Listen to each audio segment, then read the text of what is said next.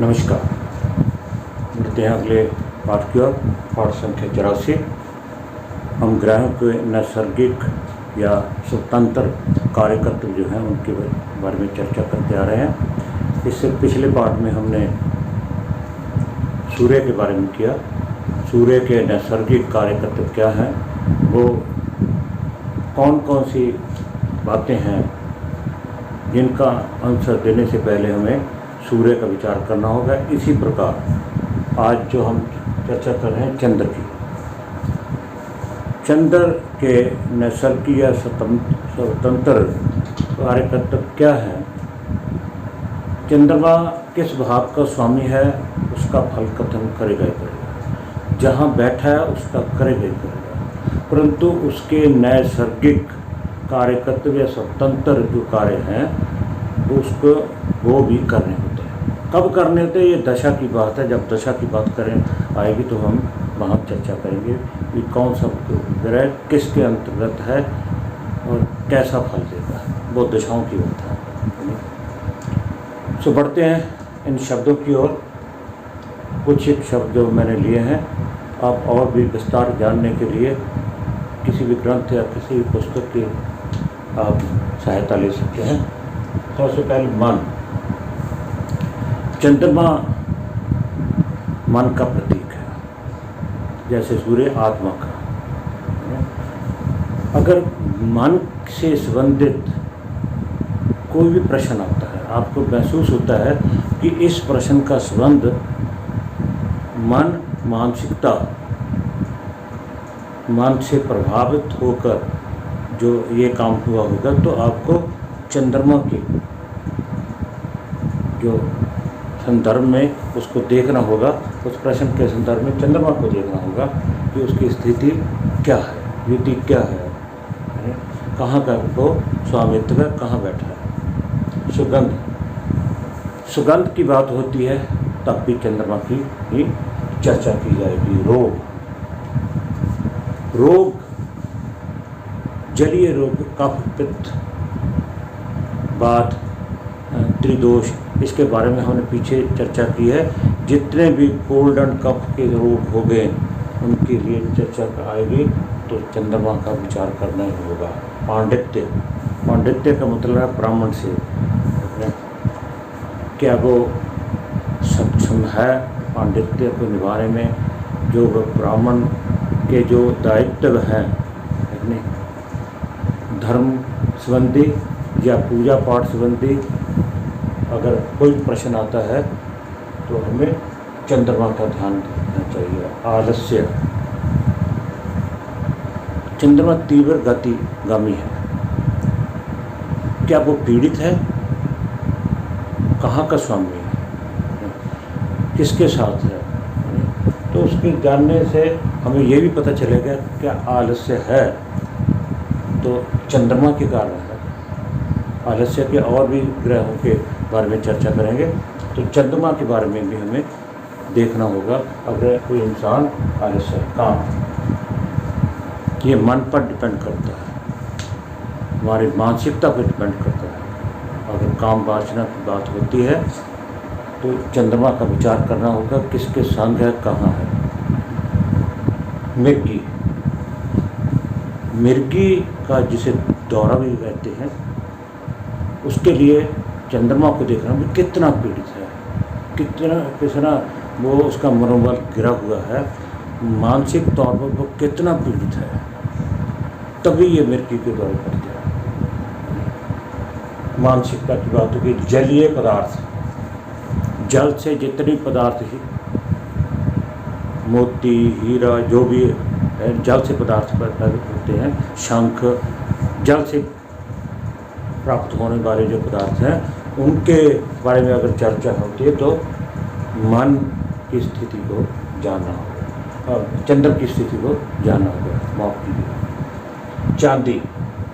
सफेद धातुओं में चांदी के लिए चंद्रमा स्थूल देह। देह कैसी है हमारी, क्योंकि 70% हमारे शरीर में पानी है और चंद्रमा पानी का कारक है। स्वामित्व भी इसको प्राप्त है। तो हमारे पेट में कितना पानी है, हमारा शरीर गोल मटोल है, कैसा है, उसके स्थूल देह है, भारा है, तो शरीर में पानी भरा हुआ है, क्या है, या चर्बी बढ़ी हुई है, उसके प्रश्न का आंसर जानने के लिए हमें चंद्रमा की बात करेंगे। कुआं, तालाब, माता। पहले लोग कुआं, पानी के प्रबंध के लिए कुआं लगाते थे, तालाब बनवाते थे। आजकल समर्सिबल पंप है, मोटर है। अब गर्मियों के दिनों में लोग जगह जगह पर प्याऊ लगाते हैं, जल, ठंडे जल के लिए वो मशीनें आदि रखी होती हैं। कुआं जो गाढ़ है, जो जिससे पानी शुद्ध होता है, वो लगा कर भी लोग सेवा करते हैं पब्लिक के लिए। तो उनके लिए, सबके लिए कुआं, तालाब ये पुराने शब्द हैं। अब भी लोग कुएँ बनवाते हैं, मगर लगती ही मोटर दूसरी है। तालाब बहुत कम बनाते, स्विमिंग पूल के तौर पर नहाने के लिए बनाते हैं। और माता का जिक्र, चौथे भाव का स्वामी कारक, उस कुंडली में कर्क राशि और चंद्रमा है, वहीं का कारक है। और माता का विचार भी चौथे भाव से किया जाता है, तो उसके लिए भी चंद्रमा की होगी। मोती, मोती की पहले बात हो चुकी है। चांदी, मोती, हीरा, जलीय पदार्थ में। क्षय रोग, ऐसे रोग जिनकी सरकार भी आजकल मुफ्त इलाज की घोषणा की हुई है, मुफ्त इलाज करती भी है, जैसे टीबी वगैरह के रोग, उनके लिए भी चंद्रमा को ही हमें देखना होगा। श्वेत रंग, नमक, नमक भी सफ़ेद है। सफ़ेद रंग की वस्तुएं दान करने में वैसे भी जो प्रतीक है श्वेत रंग, ये चंद्रमा का है। नमक भी सफ़ेद है। छोटा कद, जैसे सूर्य के लिए कहते थे, ऐसे छोटे कद के लिए चंद्रमा को भी, मगर स्थान, देश, काल और परिस्थिति को देखना होगा। अगर हरियाणा में के लोग हैं तो बेशक लगन का स्वामी चंद्रमा हो, लगन को प्रभावित करो, तो तब भी लोग लंबे हैं। शास्त्रों में शब्द लिखा है तो वो मैंने यहाँ लिख दिया। शरद ऋतु, शरद ऋतु का प्रचार करना है तो उसके लिए चंद्रमा को विचारना होगा। मुख की कांति, मुख की कांति मतलब हमारे चेहरे के हाव भाव, हमारे हाव भाव बता देते हैं कि हमारे मन में क्या चलता है, हम परेशान हैं कि खुश हैं। कई बार कोई ना कोई इंसान हमें आगे से मिलता है, कहता है आज बड़ा खुश है, क्या बात है, क्या हुआ, आज खुश दिखाई दे रहा है। कई बार हमारे चेहरे के हाव भाव ऐसे होते हैं कि हम दुखी दिखाई देते हैं, तब भी लोग कहने लग जाते हैं क्या हुआ, आज चेहरा उतरा हुआ है।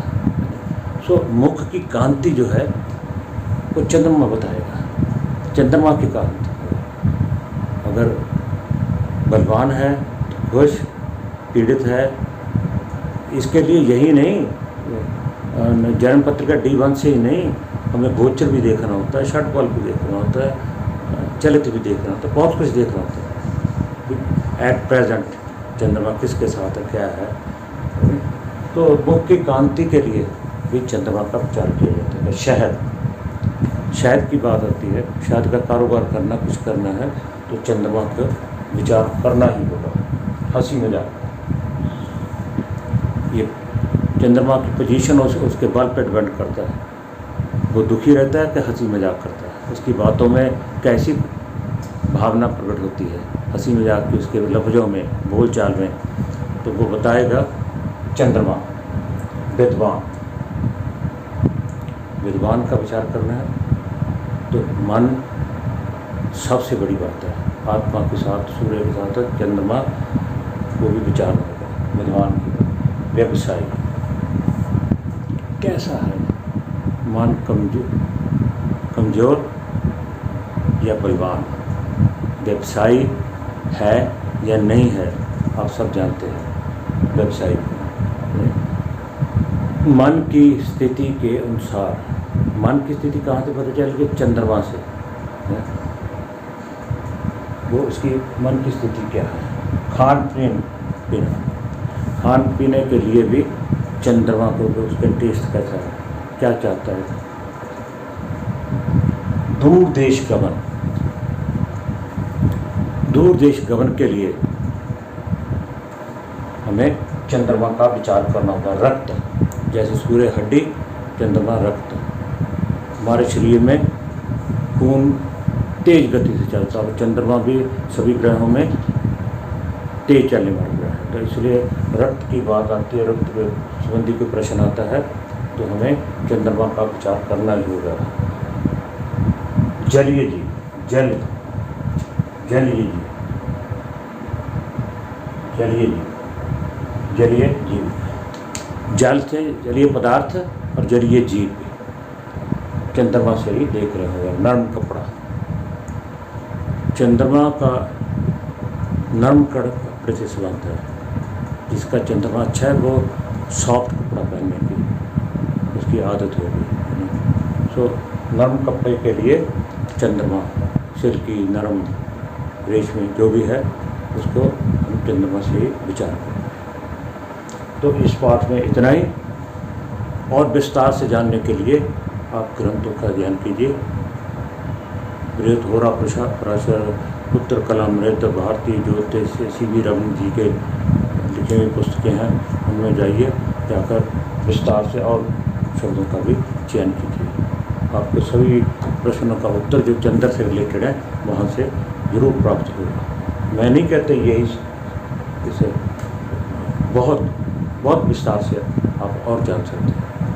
सो इस पाठ में इतना ही। कृपया पाठ को क्रम से पढ़िए। अगर किसी बात की कोई अंदेशा हो तो ज़रूर कमेंट करके लिखिएगा। आप सबका बहुत बहुत धन्यवाद।